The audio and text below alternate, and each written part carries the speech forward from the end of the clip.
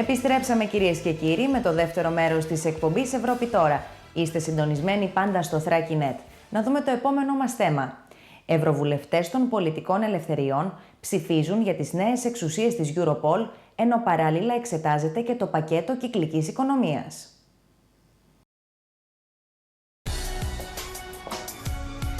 A key debate on terrorism had MEPs warning against repeating the mistakes of 9/11. Could new legislation such as passenger name record really be the difference to help secure Europe's borders? It's time to find out. Welcome to the agenda. The director of Europol warned last week of further attacks being conducted on EU soil.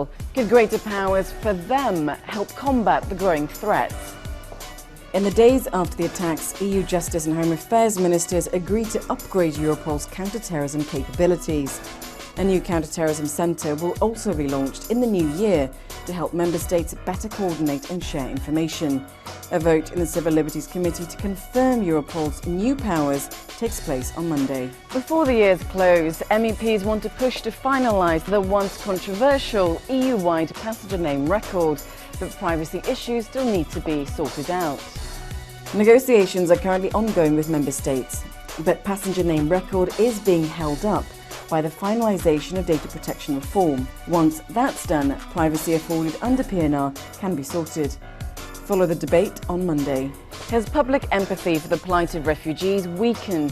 At the Strasbourg plenary, MEPs underlined the need to stand united with refugees who are themselves victims of terrorism. A second busy day for Parliament's Civil Liberties Committee, who will discuss migration legislation proposals, especially the relocation mechanism and designated safe third countries for refugees. And now time to see what's coming up at the mini-plenary in Brussels on Wednesday. Turning waste into a resource. Could recycling or refurbishing goods and materials be the key to increasing jobs and growth? Find out more when MEPs discuss the Commission's presentation of the Circular Economy package. And also look out for debate on the current situation in Hungary. Is it upholding EU values of democracy, rule of law and human rights? And that's all we have for this agenda. Take care and enjoy the week.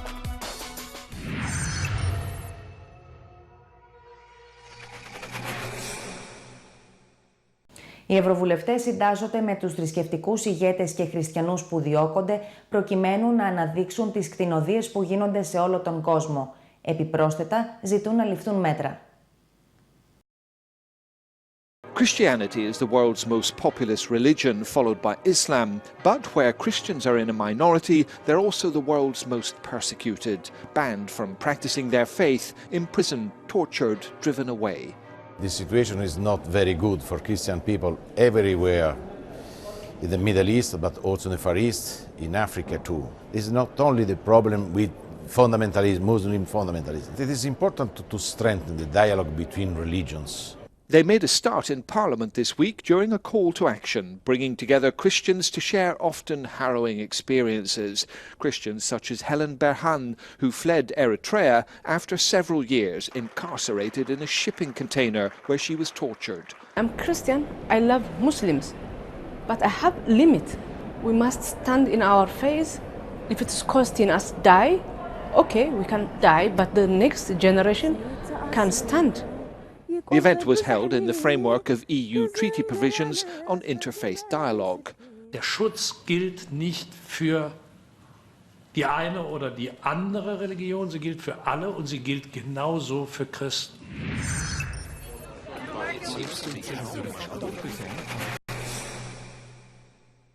Η Ευρώπη ακόμη αμφιταλαντεύεται για να βρει μια σταθερά αναφορικά με το προσφυγικό ζήτημα. Ας δούμε το σχετικό βίντεο.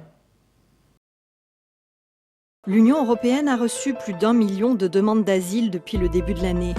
Et sous cette pression migratoire, c'est toute l'unité de l'Europe qui vacille. Alors pour soulager ses États membres dans la gestion de ces réfugiés, l'Union étudie la possibilité de créer une liste commune de pays d'origine sûre. La Commission européenne a proposé en septembre 7 pays pour cette liste commune. Pour le Parlement, c'est la socialiste Sylvie Guillaume qui est chargée de plancher sur le sujet. Nous l'avons rencontrée à la veille du premier débat en commission parlementaire. Bonjour Madame Guillaume, merci de vous joindre à nous pour cette interview. Je vais commencer par une question toute simple. Donnez-nous peut-être une définition de cette liste des pays sûrs d'origine. Qu'est-ce que c'est ? Un pays d'origine sûre, c'est un pays qui a un état de droit, un état démocratique, existant et avéré. C'est également un pays où il n'y a, vis-à-vis de ses citoyens, pas de persécution, pas d'état de guerre, et qui évite formellement tout ce qui est traitement inhumain et dégradant, donc qui donne une forme de sûreté auprès de ses ressortissants. Pourquoi une liste de ces pays-là ? Une liste commune à l'Union. Il existe, vous avez raison de le signaler, déjà des listes de pays d'origine sûre dans les différents États. Et l'idée, je crois, c'est d'avoir une façon de faire commune aux 28 États de l'Union. Donc je crois que c'est une forme d'harmonisation supplémentaire vers le haut, s'agissant de cette question des pays d'origine sûre. Et du coup, cette liste, quel rôle elle va jouer dans la crise migratoire actuelle ? Il faut être attentif au fait qu'on ne va pas utiliser les outils de l'asile comme étant les outils contre la crise migratoire. Mais il est clair, par exemple, que dans cette liste, il y a les pays des Balkans, que des ressortissants des Balkans font des demandes d'asile, quelquefois de façon très importante dans les pays de l'Union, et qu'ils ont très peu de chances de l'obtenir. Donc c'est vrai qu'on ne peut pas éviter de penser qu'une liste de pays d'origine sûre constitue aussi un frein à la demande d'asile. Oui, vous parliez des Balkans. On sait que les Balkans, aujourd'hui, c'est 17% du total des demandes d'asile pour, vous disiez, très peu, 2% de demandes d'asile acceptées. Mais du coup, on peut se poser la question, est-ce que cette liste, elle ne va pas venir tout simplement faciliter le renvoi ou le retour chez eux de ces migrants ? Peut-être que certains pensent que cela va servir à freiner et finalement à ne pas examiner les demandes. Mais je veux préciser que même si on est ressortissant d'un pays d'origine sûre, on peut faire une demande d'asile dans un pays de l'Union. Et non seulement on peut la demander, mais votre demande sera examinée. Ça reste un examen de la situation individuelle. Tout à fait, au cas par cas, bien entendu. Le droit d'asile est un droit individuel. La Turquie fait aussi partie de cette liste de pays proposés par la Commission. Selon vous, la Turquie doit-elle faire partie, peut-elle faire partie de cette liste de pays sûrs ? Ça va être l'objet de la discussion avec le Parlement et avec mes collègues. Et il faut signaler que comparativement aux critères qu'on évoquait tout à l'heure, la Turquie a un taux de demande d'asile dans les pays de l'Union qui est beaucoup plus important et surtout un taux d'accord du statut de réfugié qui est très important, notamment pour les ressortissants kurdes. Donc on n'est pas dans le même registre que les pays des Balkans. Donc la discussion sera sans doute très sensible sur cette question. Cette idée de liste commune, l'Union y réfléchit depuis des années, mais sans succès jusqu'à présent. Est-ce que vous pensez que cette fois, ça a une chance d'aboutir ? Moi, je pense que à partir du moment où ce concept est mis sur les rails et qu'il sert effectivement à permettre à ceux des demandeurs d'asile qui ont de réelles chances de l'obtenir, parce qu'il y a une réelle persécution, quelque chose qui est absolument insupportable et que je dirais le monde et les valeurs européennes ne peuvent pas accepter, évidemment ceux-ci doivent pouvoir accéder à l'asile. Ceux qui font partie de pays sûrs ont moins de chances effectivement de pouvoir l'obtenir. Donc c'est de cette manière-là, je crois qu'on peut faire aussi évoluer les concepts. Sylvie Guillaume, merci beaucoup. Merci à vous.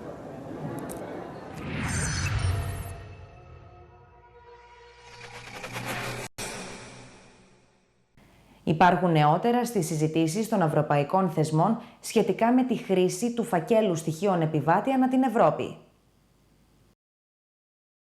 I'm going to give the state of play on passenger name records. Member states believe intra-EU flights should be included to make the fight against terrorism and also against trafficking, drug smuggling and a number of other serious kinds of criminality more effective. We have discussed in detail the data retention periods. The Council originally asked for 5 years before masking and the Parliament asked for 30 days. So clearly, compromise is needed on both sides. But whatever we agree, so far as I am concerned as rapporteur, it must be proportionate. And 12 months or above, in my mind, could not be so. We must make sure that we are definitely ensuring the exchange of relevant and useful information. That is a key issue if we are to produce an instrument, in my view, that is both effective and valuable. We've made a lot of progress on key issues, and I'm confident that we will get a good agreement by the end of this year.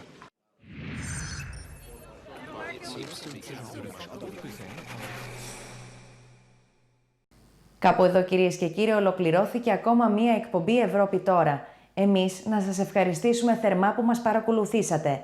Ανανεώνουμε το ραντεβού μας για την επόμενη εβδομάδα. Μέχρι τότε να είστε όλοι καλά. Καλή σας νύχτα.